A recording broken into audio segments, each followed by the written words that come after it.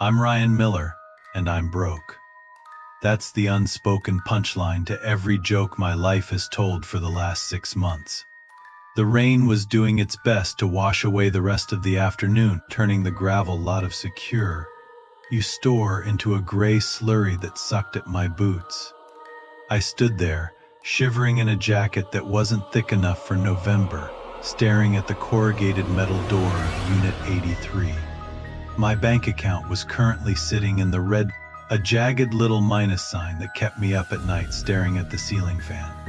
That's the only reason I bid on Unit 83. Storage auctions are a vulture's game. You stand around in the wet, listening to a guy with a microphone rattle off numbers like a tobacco auctioneer, all for the chance to buy someone else's forgotten garbage. Usually, you're fighting over abandoned sofas and boxes of water, damaged paperbacks. But today, the crowd was thin. The regulars, guys with thick necks and thicker wallets, had already packed up their trucks after the bigger climate. Controlled units went for $2,000 a pop. Unit 83 was an outlier, located at the far end of the facility, past the pavement, where the weeds grew waste. High and the security cameras were just empty plastic shells, housing spider webs. Going once, going twice. The auctioneer looked bored. He wanted to go home. Sold to number 41. That was me, $75. I handed over the cash, feeling the thinness of my wallet like a physical bruise. The facility manager, a guy named Carl who smelled like menthols and damp cardboard, cut the padlock with a pair of bolt cutters. Face snip. Asterisk the heavy brass lock hit the mud with a dull thud. Carl didn't stick around. He just jerked his head toward the door and walked off, his boots squelching in the gloom. I was alone. I grabbed the handle. The metal was cold, slick with condensation. I heaved upward. The door resisted at first, the springs screaming in protest. A high, rhythmic face screech. Screech, screech, fey that made my teeth ache before it rolled up into the ceiling. The smell hit me first. It wasn't the usual musk of mildew and cardboard. It smelled like stale air and old iron, a thick, metallic tang that stuck to the back of my throat. It tasted like a penny held under your tongue. I coughed, pulling my collar up over my nose. I clicked on my flashlight. The beam cut through the gloom, dancing over dust motes that swirled in the disturbed air. "Okay," I muttered, my voice sounding flat and small in the concrete box. "Let's see what we've got." Usually, these places are chaos. Piles of clothes, trash bags, broken furniture. But Unit 83 was organized. Too organized. The concrete floor was swept clean. No rat droppings. No random debris. Along the left wall, metal shelving units stood in rigid formation, each shelf lined with plastic bins. They were opaque, gray, labeled with sequences of numbers in black marker. Asterisk 1984 and 1989, C 2001. Asterisk I walked over to the nearest shelf. My boots echoed. Phalak, clack. Asterisk I popped the lid on a bin labeled asterisk 1999. B, fake. Inside, neatly coiled, were hundreds of feet of copper wire stripped and gleaming. Beneath that, vacuum tubes wrapped in bubble wrap, old tech resaleable. My chest loosened a little. Copper was good. Copper paid the electric bill. I moved deeper into the unit. Against the back wall, a workbench had been set up. It was heavy industrial steel, the kind you see in mechanic shops, but the surface was scrubbed spotless. On the pegboard above it, tools hung in precise outlines, but I didn't recognize them.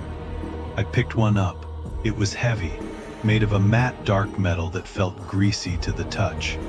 It looked like a pair of pliers, but the jaws were inverted, curving outward, and the handles were wrapped in textured leather that had been worn smooth by use. Next to it was a set of thin needle-like probes, each one tipped with a glass bulb. "What were you doing in here?" I whispered. I put the tool back. It made a fake sound against the pegboard, too loud in the silence. To the right of the workbench stood a wardrobe. It was a massive thing, oak, dark, stained, and imposing. It looked like it belonged in a Victorian parlor, not a corrugated steel box on the edge of town. It was the only piece of furniture in the room. I approached it. The wood grain swirled like dark water. I gripped the handles, cold brass, and pulled. Locked, of course. I sighed, rubbing my eyes. "Crowbar, it is." I went back to my truck, grabbed my pry bar, and returned. The rain was picking up, drumming a relentless fey rat. Tat fey on the metal roof of the unit. It sounded like fingers tapping. Thousands of them. I wedged the flat end of the crowbar into the seam of the wardrobe doors. I leaned back, putting my weight into it. The wood groaned. A deep, resonant sound like a cello string snapping, and the doors popped open. Empty. I stared. Just an empty wooden box, no coats, no antique linens, just bare wood and a few mothballs rolling around on the floor of the cabinet. "You have got to be kidding me," I said. $75 for copper wire and an empty cabinet. I kicked the base of the wardrobe in frustration. Fey thud, asterisk, it didn't move. I frowned. A piece of furniture this top, heavy, should have wobbled. I grabbed the side and shoved, solid as a rock. I knelt down, shining the light at the base. Bolts 4 heavy-duty anchor bolts were driven through the bottom of the wardrobe, securing it directly into the concrete foundation of the storage unit. Why? I asked the empty room, why bolt down an empty wardrobe? I crawled inside the cabinet. It was cramped, smelling of cedar and something sharper. Ammonia, maybe. I ran my hand along the floor of the wardrobe. The wood was smooth, but near the back left corner, my fingers brushed against a groove. A seam. I pressed down. Nothing. I pushed sideways. Fey click. Asterisk, a hidden latch disengaged. A section of the wardrobe's floor, about 2 feet square, popped up an inch. My heart did a slow, heavy thud against my ribs. This was it. The stash, the gold coins, the jewelry, the illegal firearms. Whatever it was that required bolting a wardrobe to the floor of a rental unit. I hooked my fingers under the edge of the panel and lifted. It was heavy, backed with steel plate. It wasn't a stash. It was a hole. A square shaft cut straight through the foundation and down into the earth. Cold air rushed up to meet me. It wasn't just cool, it was freezing, carrying the scent of deep, damp earth and ozone. It smelled like a thunderstorm trapped underground. I shined my light down. A steel ladder was bolted to the side of the shaft, disappearing into the darkness. The beam of my flashlight died before it hit the bottom. It was deep, way too deep for a storage facility. I sat back on my heels, the cold air washing over my face, drying the sweat on my forehead. Logic said to call Carl. Logic said to call the cops. Logic said to get in my truck, drive away, and eat the $75 loss. But logic doesn't pay rent, and logic doesn't stop the debt collectors from calling at 8 a.m. on a Sunday. I looked at the copper wire in the bin, maybe $200. I looked at the black square in the floor. "Hello," I called out. The word fell down the shaft. No echo. The darkness just swallowed it. I waited. 1 minute. 2. Silence. Just the fey-hiss fey of the rain outside, and the faithrum fey of my own blood in my ears. I gripped the flashlight tighter. If there was something down there, something valuable enough to hide under a false floor in a storage unit, it was worth more than copper. I swung my legs into the hole. My boots found the first rung of the ladder. It was slick, coated in a thin layer of grease. Just a quick look, I whispered to myself. A lie, I began to climb down. The air grew colder with every step. The light from the storage unit above became a smaller and smaller square of gray until it looked like a distant window. The silence down here was different. It wasn't empty, it was heavy. It pressed against my ears like water 10 feet, 20 feet. My boot hit solid ground, fake lang asterisk. I swung the flashlight around. I wasn't in a hole anymore. I was in a hallway. Concrete walls, painted a sterile, institutional white, stretching out into the dark.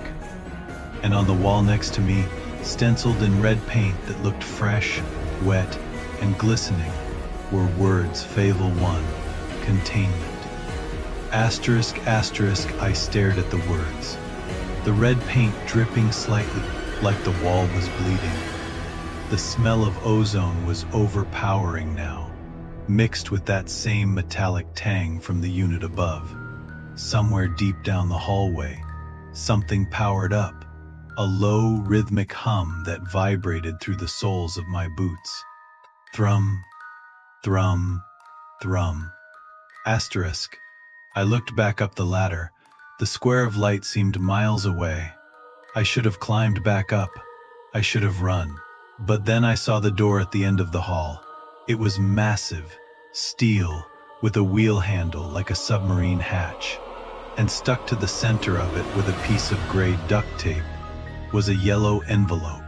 Written on the envelope in sharp, angular handwriting was a single name. Farion asterisk. I froze. My breath hitched. A puff of white fog in the freezing air. I didn't know who had owned Unit 83. I didn't know what this place was, but the darkness down here wasn't empty. It knew I was coming. I took a step forward. Asterisk, asterisk, asterisk. The envelope felt lighter than it looked. The paper was yellowed, brittle to the touch, like skin left out in the sun too long. I tore the top edge. No letter. No manifesto explaining why a storage unit auction in the middle of nowhere led to a hatch in the floor. Just a key. It was iron, heavy and cold, with a head shaped like a spade, old school. I jammed it into the keyhole of the steel door. It fit with a wet metallic slide. I turned it. The mechanism groaned, a deep, grinding sound of metal shearing against rust, and the wheel handle spun loose. I pushed. The door swung inward. The air that hit me wasn't just cold, it was sterile. It smelled of bleach, ozone, and something copper sharp. Like a hospital ward that had been scrubbed clean after a surgery went wrong. I stepped inside and swept the beam of my maglite across the space. It wasn't a basement, it was a bunker. The walls were poured concrete, unfinished, gray and sweating with condensation. No windows, no vents that I could see. Just a low, claustrophobic ceiling strung with naked bulbs that weren't powered on. The only light came from my torch, cutting a cone through the dust motes dancing in the dead air. Along the left wall, metal shelving units stood in rigid rows, the heavy-duty kind, bolted to the floor. They were stacked with plastic totes, the translucent kind you buy for Christmas decorations. But these weren't festive. I walked over, my boots crunching on grit. The silence down here was physical. It pressed against my eardrums, a heavy, cotton wool sensation. I shone the light on the first bin. A strip of masking tape across the front, labeled in thick, black Sharpie, Faisalt Rock. Asterisk, asterisk, the next one, Faisalt iodized. Asterisk, asterisk, then, Faysilver filings. Asterisk, asterisk, Faysilver. Rounds. Asterisk, asterisk, I moved down the line. The unease in my gut twisting into a hard knot. The labels got stranger, Fayeron Nails. Asterisk asterisk Fayosh, Rowan. Asterisk asterisk. And the last one on the bottom shelf, pushed back into the shadows. Faybone, human faith. Asterisk asterisk. I stepped back. My breath hitched, puffing white in the beam. This wasn't a prepper's hoard. Preppers stocked beans and ammo. They didn't stock bone. I turned away from the shelves, trying to steady my hands. On the far wall dominating the space was a corkboard. It was massive, maybe 6 feet across, covered in a chaotic mosaic of news clippings, blurry photographs, and maps. I moved closer. The floor was sticky here. I tried not to look down. The center of the board wasn't a picture. It was a map of the tri-state area, but someone had drawn over it with red marker, creating a series of concentric circles. At the epicenter of the rings was a motel, Faithy Starlight Motor Inn. Asterisk, I knew it. A dive off Route 9, the kind of place where truckers slept for 4 hours, and the ice machines were always broken. Surrounding the map were the faces, missing persons flyers, dozens of them. Some yellowed with age dating back to the 80s. Others looked fresh, laser printed on crisp white paper.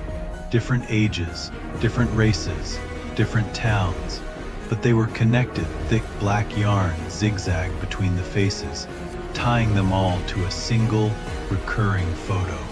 It was a grainy surveillance shot, likely taken from a gas station or an ATM camera. It showed a figure standing outside a motel door, room 6B. The number was clear on the peeling paint of the door. The figure was less clear. A man tall, wearing a long coat that looked heavy, like wool or leather. He was turned away from the camera, head bowed. I followed the yarn. It connected the man to a girl who vanished in 984, then to a truck driver found in a ditch in 02, then to a kid from 2 towns over who disappeared last month. Under the photo of the man, someone had pinned a frantic handwritten note on an index card. Fahey doesn't eat, he waits.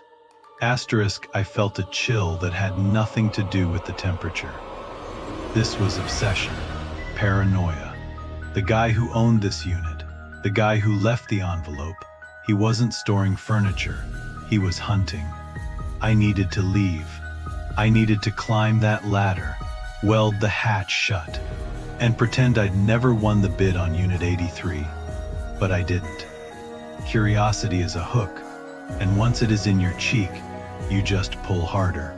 To the right of the corkboard sat a gray filing cabinet dented.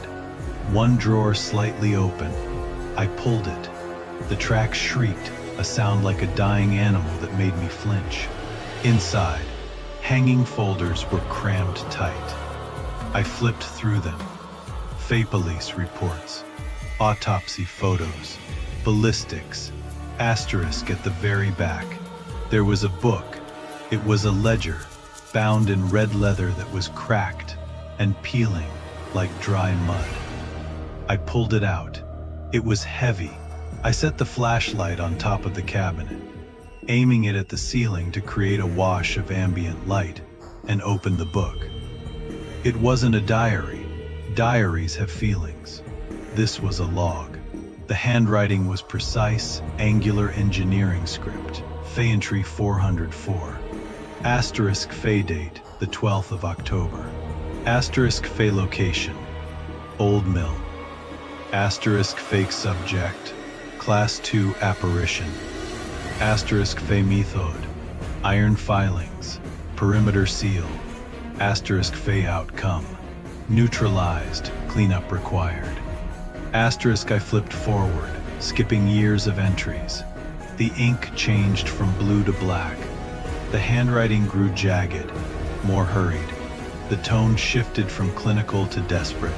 Fay entry 890, asterisk Fay date, the 4th of November. Asterisk Phalo Cation, Starlight Motor Inn. Asterisk Fay ject, the Traveler Class 5. Asterisk Fay Method, salt barrier failed. Silver ineffective. Subject adapts. Asterisk Fey outcome. Retreat injury to left shoulder. Asterisk the pages felt greasy. I turned to the final entry. The ink was fresh, maybe a week old.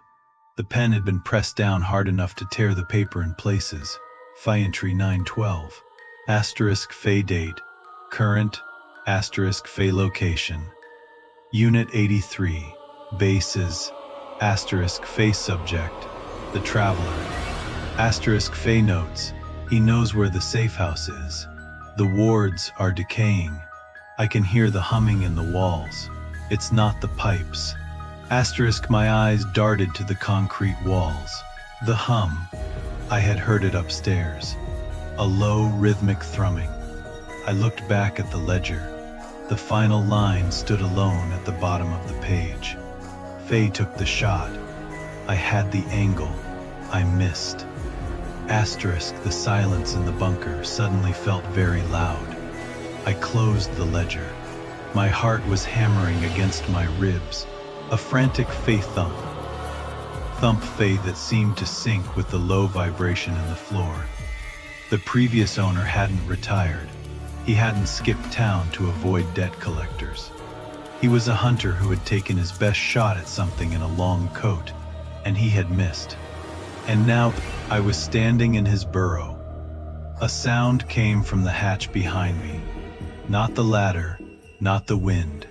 Fey click asterisk, the sound of the heavy steel door I just walked through settling into its frame or being pushed. I grabbed my flashlight and spun around. The beam cut through the dark, hitting the open doorway. Nothing. Just the empty corridor and the ladder leading up to the light. But on the floor right at the threshold of the bunker, something had changed. A thin line of white powder salt, from the look of it, had been poured across the doorway. A barrier. Except it was broken, smeared inward by a boot print. A large one. The smell of ozone spiked, sharp and electric, tasting like battery acid on my tongue. The hum in the walls grew louder, shifting pitch. It wasn't mechanical anymore. It was a throat clearing. I wasn't alone down here. Asterisk, asterisk, asterisk the smell hit me first. Not the ozone anymore, but something underneath it. Sweet, cloying, and old, like rot disguised by cheap air freshener. The presence I'd felt wasn't standing. It was slumped in the corner of the bunker, wedged between a stack of rusting filing cabinets and the concrete wall. A man, or what was left of one.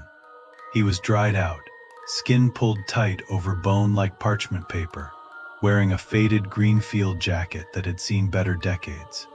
He didn't have a face anymore, just a concave shadow where the features used to be. But his hands were intact, and they were clutching a leather, bound ledger against his chest, like it was the last life raft on a sinking ship. I didn't want to touch him.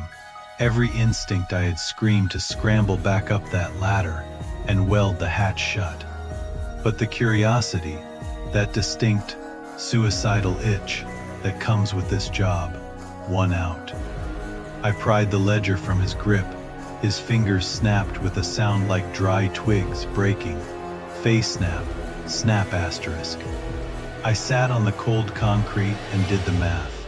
The pages were filled with frantic handwriting, maps, and dates circled in red grease pencil.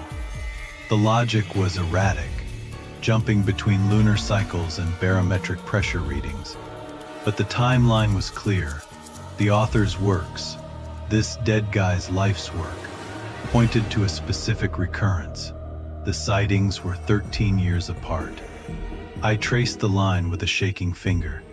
1983, 1996. The last one was 2009. That meant the cycle was active now. Right now, I turned the page. A single location was double, underlined. The paper nearly torn through by the pressure of the pen. Faith A. Sunglade Motel, West Texas, room 6B. Asterisk I shouldn't have gone. I should have left the ledger with the corpse, sold the scavenged gear to a pawn shop in the next county, and walked away. I could have bought a bus ticket east, disappeared into some faceless city where the only monsters are the ones on the evening news. But the journal described a pattern, a feeding window, and the date was today. 72 hours later, I was parked in a gravel lot off I-10, sweating through my shirt. The sunglaive wasn't much, a U-shaped trap for weary truckers and desperate locals, built from cinder blocks painted a peeling turquoise. The neon sign out front buzzed with an angry electric insect sound. Physis asterisk. This burnt out, leaving it the Fay-Englave Fonnet, was 98 degrees in the shade. And the air smelled like diesel fumes and scorched asphalt. I'd been watching the door to room 6B for 3 nights. It stayed shut. The curtains were drawn tight, heavy rubber, backed things that blocked out the relentless Texas sun. No one went in. No one came out. The maid cart skipped it every morning. It was just a void in the middle of the row. But room 6A was occupied. I watched through the dirty windshield of my rental sedan as the girl came out again. Kelsey Romero. I knew her name because I'd gone through the trash behind the front office the first night. Found a receipt with her signature and a photocopy of her license. 19, from somewhere near El Paso. Just a kid. She looked tired. She was leaning against the railing, smoking a cigarette with quick, nervous drags. She wore denim shorts and an oversized t-shirt. Her hair pulled back in a messy bun. She kept glancing at the door to 6B, then looking away, like you do when you see a car wreck. You don't want to look, but your brain needs to confirm the damage. She didn't know what was in there, or maybe she did, and that's why she looked so pale despite the heat. I looked down at the passenger seat. The silver hook lay on the upholstery, gleaming dull in the afternoon light. It was heavy, forged from something that felt denser than steel. I'd found it in the bunker, wrapped in an oil-soaked rag at the bottom of the dead man's duffel bag. It wasn't a fishing hook. It was about 8 inches long, curved like a scythe, with strange geometric symbols etched into the metal. They hurt my eyes if I stared at them too long. The journal said it was the anchor, said it was the only thing that could snag the drift. I didn't know how to use it. There was no instruction manual, just a frantic scribble in the margin that said, "Phaeton let go, even when it burns." Asterisk screed, I muttered. My voice sounded raspy in the hot car. Just hold on until the burning stops. Kelsey flicked her cigarette butt into the gravel and turned back to her room. She paused at the door to 6B again. She stood there for a long time, too long. The air pressure in the car dropped. My ears popped. The ambient noise of the highway, the roar of semi-trucks, the wind suddenly muffled, like someone had thrown a heavy blanket over the world. Faithump. Asterisk. A sound from room 6B. It wasn't a knock. It was a heavy, wet impact against the inside of the door, like a side of beef being thrown against the wood. Kelsey froze. She took a step toward 6B. "Don't," I whispered, gripping the steering wheel. "Don't do it, kid." She reached out. Her hand hovered over the doorknob of the wrong room. The neon sign above the office flickered and died. The afternoon sun seemed to dim, the light taking on a sickly, jaundiced hue. Shadows stretched out from under the parked cars, long and unnatural, pointing toward room 6B like iron filings drawn to a magnet. Faithump. Thump asterisk harder this time. The door rattled in its frame. Kelsey flinched, but she didn't run. She leaned in, pressing her ear to the wood. I grabbed the hook. The metal was ice cold, despite the heat of the car. It bit into my palm, the etched symbols feeling rough against my skin. I didn't want to be a hero. I was just a guy who found a bunker and did some math. But I knew what the journal said about the 13th year. I knew what happened to the people who were close to the breach when it opened. They didn't die. That would be a mercy. They were Fae-collected Fae. I kicked the car door open. The heat rushed in, solid and suffocating. "Hey," I shouted, my voice cracking. "Get away from the door." Kelsey spun around, eyes wide. The door to room 6B didn't open. It dissolved. The wood simply turned to gray dust, collapsing inward, revealing a darkness that was thicker than any shadow. It was a hole in reality, a vertical slit of absolute nothingness, and from the dark, a sound emerged, not a roar, not a scream. It was the sound of 1,000 people whispering at once, and then the hook in my hand started to vibrate. Asterisk. Asterisk asterisk. The vibration in the silver hook wasn't a hum, it was a shiver. It felt like holding a live wire that had been stripped of its insulation, a jagged frequency crawling up my radius and settling deep in the marrow of my elbow. I didn't wait for the whispering to form words. I grabbed Kelsey by the shoulder. Her fabric was cheap polyester, stiff with starch, a diner uniform. She felt solid, but the space just 2 feet in front of her, where room 6B used to be, was a hemorrhage in the world. "Move," I said. It wasn't a scream. You don't scream in a place like this. Screaming tells them where you are. She blinked, her eyes tearing away from the gray dust and the vertical slit of nothingness. "The door," she stammered. "It just the wood, code blackout," I muttered, mostly to myself. "We're leaving now." I hauled her backward. She stumbled, her sneakers squeaking on the motel's stained carpet. That was the sound that snapped the tension. Face squeak, squeak asterisk, mundane, ugly, real. Then the hallway lights died. They didn't just flicker out. It was a sequential execution. The bulb furthest from us, near the ice machine, burst with a wet Fae pop. Fae. Then the next, Fae pop, asterisk, then the next, Fae pop. Asterisk darkness rushed toward us like a liquid, filling the corridor with the smell of scorched glass and ozone. "Run," I said. We hit the crash bar on the exit door just as the shadows swallowed the space where we had been standing. We spilled out into the parking lot, the humid night air hitting us like a damp towel. "My car," Kelsey gasped, trying to pull her arm free. "My keys are inside." "Forget the keys, we take the truck." I dragged her toward my beat. Up forward, the gravel crunching loudly under our feet. Too loud. Every step sounded like a gunshot in the silence. The crickets had stopped. That's rule number 1 of the night shift. When the bugs stop talking, you stop breathing. I fumbled for the fob in my pocket. My fingers were numb, clumsy blocks of ice. "Look," Kelsey whispered. Her voice was thin, reedy. I looked.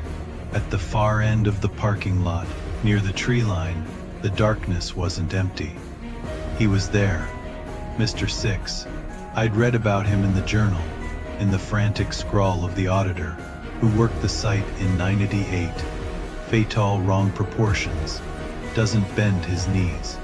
Asterisk, he was wearing a suit that looked like it had been cut from the surrounding night, darker than the blacktop. His face was a blur of static, a smear of pale gray where features should have been. And he wasn't walking, he was gliding, hovering an inch above the asphalt, moving with the smooth, terrible momentum of a conveyor belt. "Get in," I said, shoving Kelsey toward the passenger side. I scrambled into the driver's seat and jammed the key into the ignition. Fae click, click. Asterisk, the engine didn't turn. The dashboard lights flickered, weak, erratic pulses of orange, then died. "Start," I hissed, twisting the key again. "Come on, you piece of junk." Fae click. Asterisk outside, the perimeter lights began to go. The tall sodium, vapor lamps that lined the lot, the ones that buzzed with that reassuring, sickly yellow glow. Febang asterisk, the furthest lamp exploded, showering sparks onto the pavement. Mr. Six glided forward. He covered 20 feet in a second, yet he didn't seem to be moving fast. It was like the distance between us was being deleted. Febang asterisk, another light gone. The darkness was closing the net. "He is coming," Kelsey said.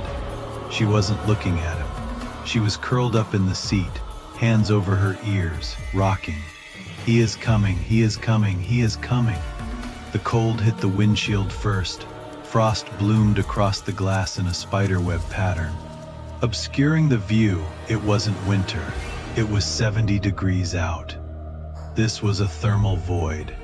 The heat was being sucked out of the engine block, out of the battery, out of our blood. The truck was dead. The laws of physics inside the cab were being rewritten by whatever was walking toward us. I looked at the silver hook in my hand. It was vibrating so hard now, my teeth hurt. Farron binds, silver bridges, asterisk. That's what the journal said. I looked at the ignition, dead. I looked at the frost, thickening. I looked at Mr. Six, he was 30 yards away. I kicked the door open. "What are you doing?" Kelsey screamed. I stepped out onto the gravel. The cold was absolute. It felt like walking into a meat locker naked. My breath plumed out in a heavy white cloud, instantly freezing in my beard. Mr. Six stopped. He didn't slow down. He just ceased movement, going from motion to stillness without any transition. He hung there, suspended in the dark. The smear of gray that was his face seemed to sharpen, focusing on me. I raised the hook. I held it up like a lantern, though it gave off no light. I focused on the shape of it, the curve, the barb, the cold reality of the metal. I thought about the math. I thought about the perimeter. I thought about the fact that I was an employee, and my shift wasn't over. "Perimeter check," I shouted. My voice sounded flat, swallowed by the unnatural acoustics. "Section 4 is clear. Return to your post." It was nonsense, bureaucratic gibberish. But entities like Mr. Six, they operate on rules, they operate on protocols. For a second, nothing happened. The last overhead light popped, plunging us into total darkness. Then in the gloom, I saw it. A twitch, Mr. Six's head tilted to the left, a jerky mechanical motion, like a puppet remembering which way to walk. He took a step backward. It was hesitant, confused. The vibration in the hook spiked, a sharp, hot jolt, and then vanished. The truck's headlights flared to life behind me, blindingly bright. The engine roared, catching without me even turning the key. I didn't ask questions. I threw myself back into the cab and slammed the door. "Seatbelt," I yelled. I stomped on the gas. The tires spun, screaming against the asphalt, burning rubber and gravel. The truck fishtailed, then caught traction. We shot forward, clipping the edge of the curb, bouncing hard enough to rattle my teeth. I risked a glance in the rearview mirror. The red glow of the taillights cut through the frost on the rear window. Mr. Six was still standing there, watching, but he was fading, his outline blurring into the trees, becoming just another shadow in a world full of them. We hit the main road doing 60. I didn't let up on the pedal until the motel was 5 miles of nothing but dust behind us. Kelsey was staring at her hands. They were shaking. "You," she started, then stopped. She swallowed hard. "You yelled at it." "Yeah," I said. My heart was hammering against my ribs like a trapped bird. I yelled at it. "You are crazy," she whispered. "You are actually crazy." "Maybe," I said, eyeing the fuel gauge. We had half a tank, enough to get to the next safe house on the list. "But I am the only reason you are not a smudge on the carpet right now." I reached into the glove box and pulled out the journal. I needed to document the time. The breach was open. The 13th year had started early, and somewhere back there, in the dark, Mr. Six was probably filing a report of his own. Asterisk. Asterisk asterisk, we didn't go home. Not really. Going home implies safety. It implies kicking off your shoes, sinking into a couch that smells like fabric softener, and forgetting that the world is teeming with things that want to wear your skin like a cheap suit. We didn't have that luxury. I stopped at my apartment for exactly 12 minutes. I kept the engine running. Kelsey stayed in the car, her eyes darting between the rearview mirror and the tree line, clutching a tire iron like it was a religious artifact. I ran inside just to grab the go bag, a duffel stuffed with cash, 2 burner phones, and enough ammunition to overthrow a small homeowners association. That's when I saw it. My kitchen was untouched. No shattered glass, no claw marks on the drywall. But right there, stuck to the stainless steel of my coffee pot, was a yellow sticky note. The handwriting was jagged, sharp, like it had been scratched in with a nail rather than written with a pen. Faithy light won't save you, asterisk. I stared at it. The fridge hummed. The faucet dripped. Fate plip plip asterisk. I peeled the note off, balled it up, and threw it in the trash. Then I grabbed the bag and got the hell out of there. Asterisk asterisk asterisk. Now, we live in the bunker. Bunker is a generous term. It's a reinforced storm cellar about 30 miles off the main highway, buried under a rotting tool shed I bought under a fake name 3 years ago. It smells like wet concrete, copper, and the distinct, vinegary tang of anxiety. There are no windows. The only light comes from a string of battery-powered LEDs that cast everything in a sickly, clinical white glow. It's tight, cramped. If one of us breathes too hard, the other one feels the draft. Pass the salt, Kelsey said. She was sitting cross-legged on the floor near the hatch, her face pale and smudged with grease. She didn't look like the terrified girl from the motel anymore. She looked hollowed out, hardened, like clay left in the kiln too long. I tossed her the canister. It was the industrial kind, meant for melting ice on driveways.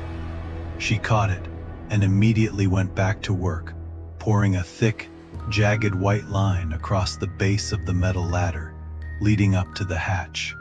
The crystals crunched against the concrete as she smoothed the line with the heel of her boot. Thicker, I said, not looking up from the desk. If there's a gap, it's useless, like trying to hold water in a sieve. I know, she muttered. She poured more. I turned back to the wall.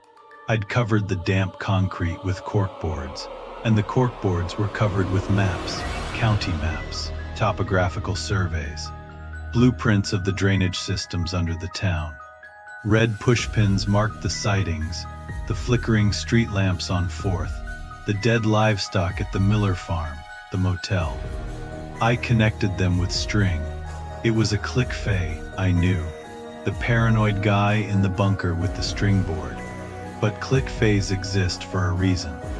Sometimes, the pattern is the only thing that makes sense. The cycle is accelerating, I said, tapping a cluster of pins near the reservoir. 13th year. It usually starts slow. Shadow people in the periphery. Electronics dying. But Mr. Six isn't waiting. He's pushing. Kelsey dusted her hands off on her jeans. Why? What's different this time? Meme, I said. As we saw him, we acknowledged him. That breaks the glamour. It's like looking at a bacteria under a microscope. Suddenly, it knows it's being watched. I picked up a marker and circled the reservoir. He's going to hit the water supply, or the power grid. He needs fear to manifest fully. Mass panic is like an all-you-can-eat buffet for these things. The air recycler clicked on with a heavy fey thud. Fey, followed by a low, rhythmic fee-hoosh fee. The sound filled the small space, masking the silence from the woods above. We have a system now. We sleep in 4-hour shifts. One sleeps, one watches the monitors. The monitors are hooked up to 4 trail cameras I rigged around the perimeter of the shed. The picture is grainy, black and white, mostly just showing swaying pine branches and the occasional confused deer. But you have to watch. You can't blink. Kelsey took the first sleep shift. She curled up on the cot in the corner, pulling a scratchy wool blanket up to her chin. Within a minute, her breathing evened out, but her hands kept twitching, fingers grasping at invisible weapons. I sat in the folding chair, the metal cold against my back, and stared at the monitors. Camera 1, trees. Camera 2, trees. Camera 3, the shed door. Camera 4, the hatch exterior routine. Boredom is the enemy. Boredom makes you complacent. I took a sip of lukewarm instant coffee. It tasted like scorched earth and caffeine. I checked my watch. 3 a.m., the witching hour, or the dead hour. In my line of work, every hour is pretty much the dead hour. On camera 3, something moved. I leaned in, squinting at the grainy LCD screen. A shadow, a glitch in the feed. The motion sensor light mounted above the hatch ladder. The only connection to the outside world flickered. It wasn't a power surge. We were on a closed-circuit battery loop. The light buzzed, fizzies, asterisk, then it went dark. Then it flared back to life, blindingly bright. My hand was on the grip of the shotgun before I even processed the thought. "Kelsey," I said. My voice was low. Level. She was awake instantly. No grogginess. She rolled off the cot and grabbed the flare gun from the table. She moved to the salt line, her back against the wall, eyes fixed on the hatch at the top of the ladder. We waited. The silence in the bunker felt heavy, like it had physical weight, like water pressure building up against the eardrums. Faytap. Asterisk. It came from the metal hatch above. A gentle, polite sound, like a neighbor knocking to borrow sugar. Faytap. Tap asterisk. I racked the slide of the shotgun. The sound was deafening in the small space. "Don't move," I whispered. "I'm not," Kelsey hissed. Her knuckles were white around the flare gun. Tap, tap, tap, tap. Tap asterisk. The rhythm changed. It wasn't knocking anymore. It was drumming.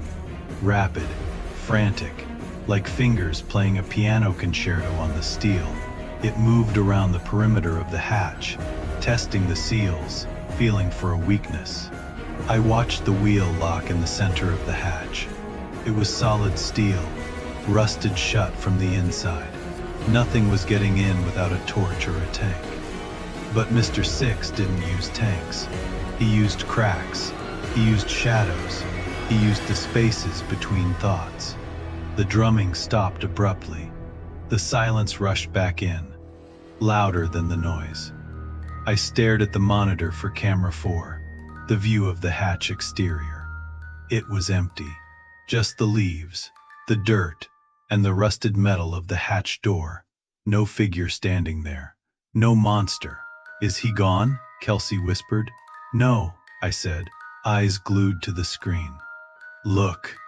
On the monitor, the dirt around the hatch was undisturbed. There were no footprints, nothing to indicate anyone had been standing there to knock. But the motion light was still on, and in the grainy black and white feed, the shadows of the trees were stretching. They were long, unnatural, pooling toward the hatch like oil. "He knows we're here," I said, lowering the shotgun, but not engaging the safety. "He is just letting us know that the door is for our comfort, not his." I walked over to the map on the wall. I pulled a black marker from my pocket and drew a thick X over the location of our bunker. "We're burned," I said. We have 12 hours, maybe less. We need to prep for the next cycle. Kelsey looked at the salt line, then up at the hatch, then at me. She didn't argue. She didn't cry. She just nodded, set the flare gun down, and picked up the map of the power grid. "Okay," she said. Her voice was steady. "Where do we kill him?" I looked at the note I'd crumpled up in my mind. "Phaetholite won't save you. Asterisk maybe not. But the darkness wouldn't save him either. We don't kill him," I said, grabbing a fresh box of shells. "We starve him. We aren't safe. We aren't heroes. We're just the ones who know the rules. And rule number 1 is simple. Don't run when you can dig in." I checked the salt line one last time. "We're ready."